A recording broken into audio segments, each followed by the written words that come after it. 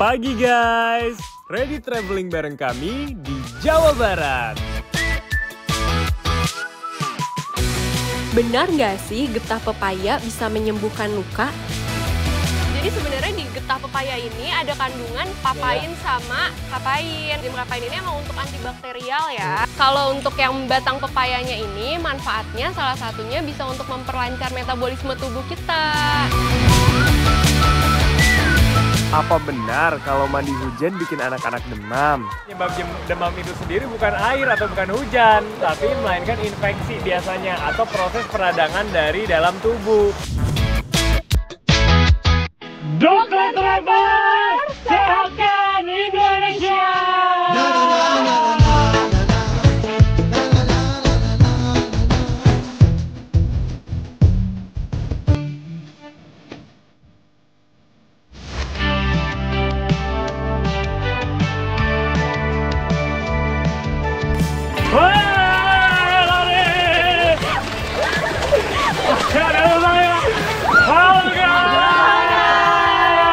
Kita lagi di mana? Desa Bojongmurni, Bogor, Jawa Barat. Katanya di sini ada permainan seru, Dok Mi. Ya, apa tuh? Apa? Gebuk maling. Gebuk maling. Ya udah, kita nggak sabar lagi buat main. Let's go, kita main. Guys, Dokter Adit sama teman-teman yang lain udah pada siap nih. Kita mulai ya, kita hitung.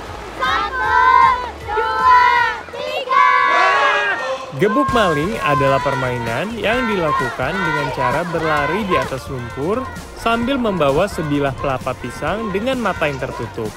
Tujuannya adalah berlari lurus sambil memukul lonceng yang sudah diikat di ujung lintasan sawah.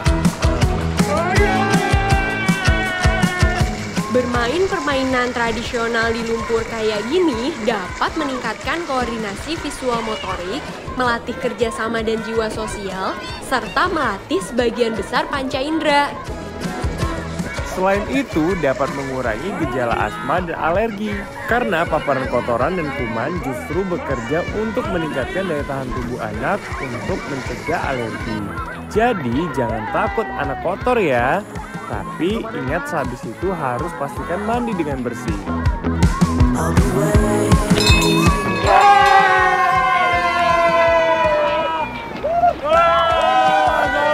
Selamat. Guys, berarti memang permainan ini nggak mudah. Nggak mudah sampai. Iya, butuh anak daerah sini kayaknya yang menang. Ya, sampai Dokter Adit salah. 2 kali. Dua kali. Tadi Dokter Samira kayak ngeremehin aku nih. Sekarang kita buktiin kemampuan Dokter Samira main ini. Oke. Sekarang tim cewek ya, berani nggak? Siap ya? Siap. Let's go.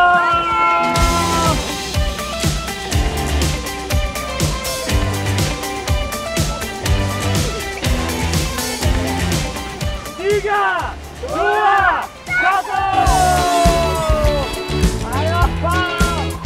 Wah guys, ternyata nggak semudah yang terlihat.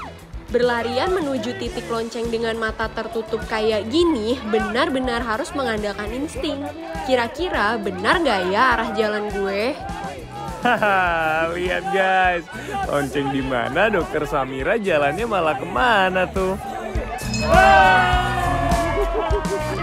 Nah, ini dia pemenang kita hari ini. Seru ya mainnya ya.